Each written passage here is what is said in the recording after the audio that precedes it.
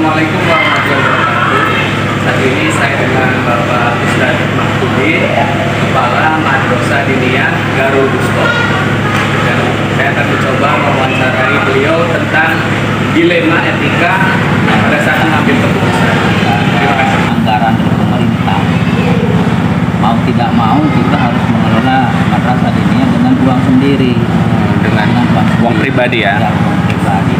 Tapi pas tahun 2007 ke sini emang ada perda diniyah ya, bahkan Ya. sekarang ada dana bos untuk diniyah, tapi tidak mencukupi, walaupun ada.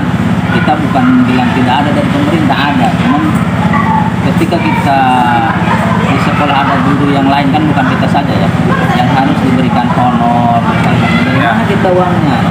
Saya coba pertama dulu anak-anak itu suruh bayaran, suruh SPP gitu ya? SPP, bentuknya SPP, tapi mengalami hambatan atau tadi yang disebut dengan apa ya, tidak berjalan Yeah. begitu. Karena kenapa?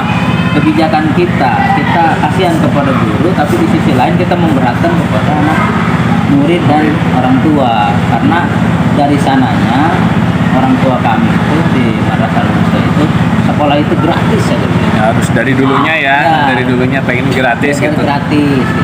dari kami gitu ya. Ya. Sedangkan guru-guru yang lain kan harus dikasih Iya, ada honor ya. gitu. Nah, maka tapi alhamdulillah juga sih ada bantuan-bantuan dari pemerintah seperti yang tadi tuh ya, yang kayak BOP, tapi tidak seberapa ya.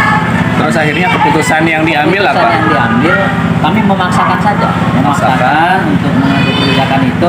Silahkan anak-anak bayaran, tapi mengalami kendalanya itu dari wali murid tidak respon ya, tidak respon. Terus siswa juga tidak mau lapor ke orang tua bahwa kami can bayaran, Oh ya. belum bayaran. Jadi banyak yang nunggak gitu ya? Banyak yang nunggak gitu, itu kendalanya. Jadi ya kadang-kadang harus kita talangin ya, Nah, harus ditalangin. kita talangin, terus walaupun kita tidak talangin juga seadanya aja. Misalkan bulan ini masuknya berapa nih? 100.000 misal. Ya udah bagiin aja nilainya berapa. Yang seharusnya misalkan masuknya 300, tapi kita samina waton aja Ya. karena menuntut ilmu bukan mencari uang, Ya. tapi kita mengamalkan ilmu. Itu aja Pak untuk kebijakan itu. Yang kedua, kebijakannya terkait dengan guru juga, ketika kita ingin apa ya, mengalami perubahan atau seperti sekolah formal itu belum bisa, karena kita adalah non formal yang santai. Tapi ketika kita terapkan, guru juga keterbatasan SDM, karena guru-gurunya kebanyakan mayoritas bukan dari pendidikan formal, tapi Formal. bahkan informal kan, jadi banyak Dari salaf gitu ya. salafi itu. Tapi itu juga satu kendala untuk memajukan masyarakat. Jadi ada nilai yang bertentangan tadi keadilan dan kasihan juga ya. Kasihan juga, Iya. keadilan juga di sisi lain kita harus ya, Kasih, yang namanya ya. capek kan Iya. harus dibayar dengan minimal, walaupun capek itu apa ya, rasa capek itu tidak sebanding dengan yang kita kasih, minimal ada buat Iya. Ya. panggung bunga Iya. rasanya ya, gitu. Penghargaan ya. Ya, hadiah dari Apresiasinya. kita.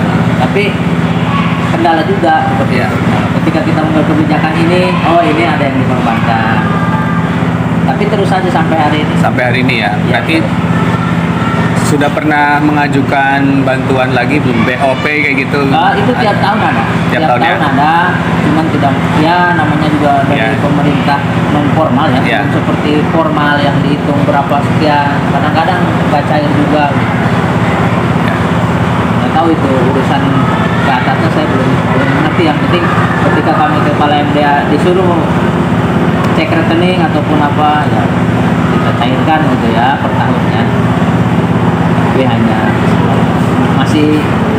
masih belum mencukupi lah. Ya.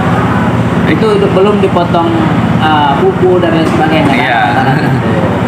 Tapi makanya kami ketika ada guru yang lain, saya pribadi itu memikirkan guru-guru yang lain lewat itu, coba kita bayar saja dulu bayaran anak-anak, walaupun kecil ya, bayarannya nggak gede 2.000 gitu kan per orang. Per orang 2.000, kalau sekarang naik 5.000 per orang 1 bulan. 1 bulan ya. Nah, iya. Tapi itu pun banyak yang Enggak, ya.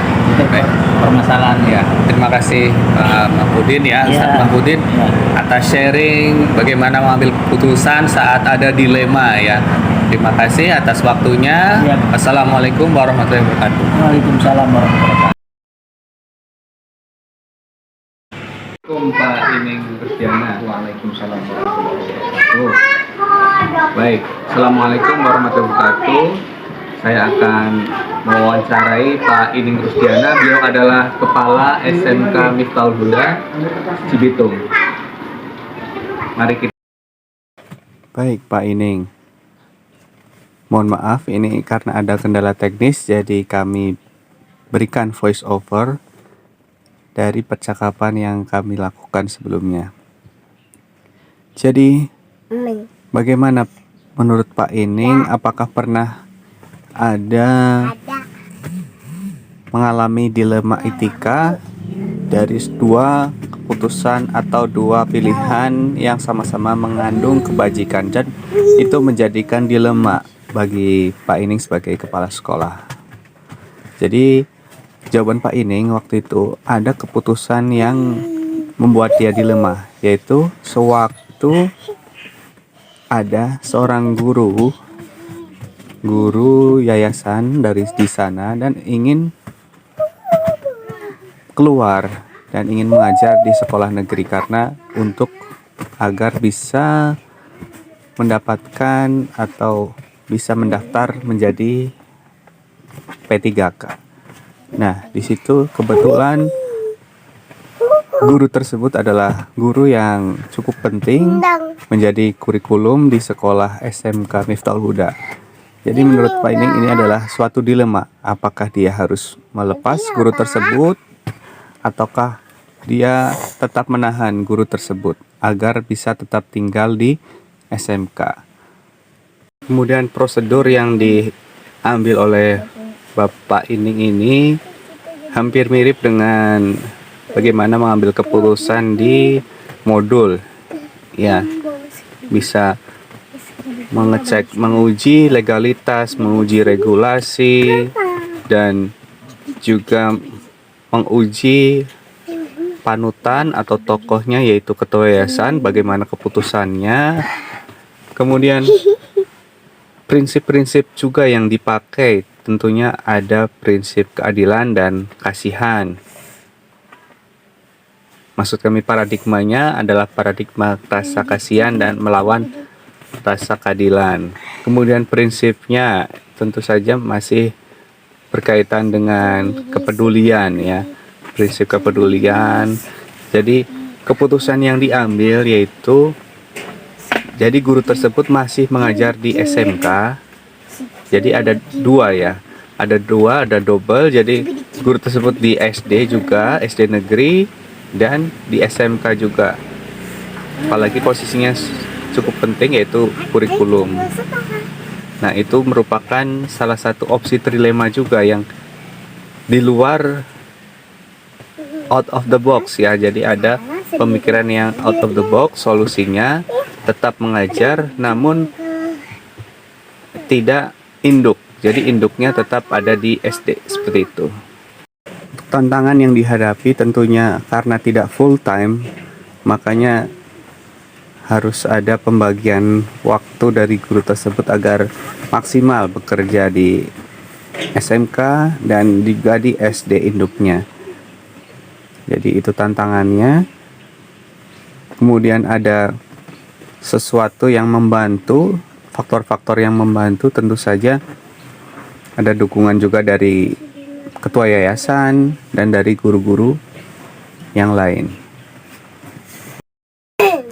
Kemudian untuk langkah kedepannya apabila menghadapi dilema etika kembali seperti yang sudah lewat,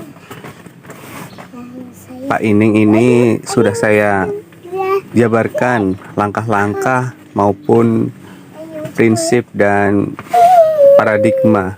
Jadi beliau akan berusaha menggunakan langkah-langkah dalam mengambil keputusan dalam dilema etika tersebut berdasarkan prinsip dan paradigma yang seharusnya.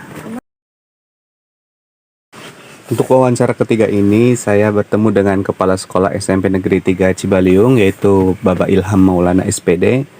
Saya menanyakan apakah Pak Ilham ini pernah mengalami dilema etika pada waktu mengambil keputusan. Dan dia menjawab, pernah, waktu ada seorang guru yang ditugaskan menjadi proktor, dan pada saat jadwalnya itu ada suatu pelatihan yang harus dilakukan oleh guru tersebut. Jadi paradigmanya di sini adalah satu lawan banyak. Jadi satu kepentingan dari guru tersebut melawan kepentingan banyak orang, yaitu kepentingan sekolah, yaitu ANBK.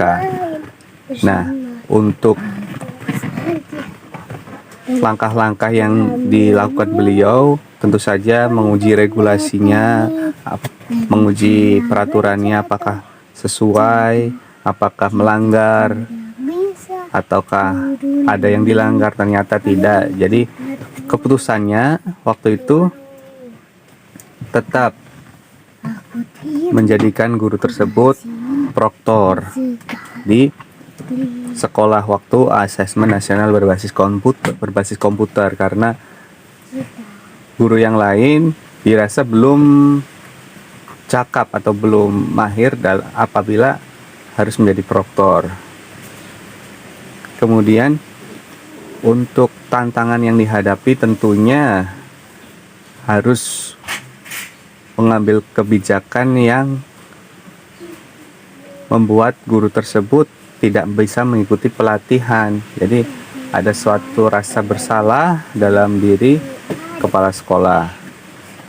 Dan kemudian faktor yang mendukung tentu saja atau yang membantu tentu saja ada SK proktor yang sudah diterbitkan jauh-jauh hari sebelum undangan pelantikan itu. Kemudian fakta-fakta relevan yang ini tentu saja pelatihan tersebut bukanlah pelatihan yang wajib diikuti. Bisa juga diwakilkan atau tidak diikuti, tidak apa-apa. Kemudian ada satu lagi, Kemudian untuk rencana ke depannya dalam mengambil keputusan, tentunya Pak Ilham ini akan mempertimbangkan beberapa faktor.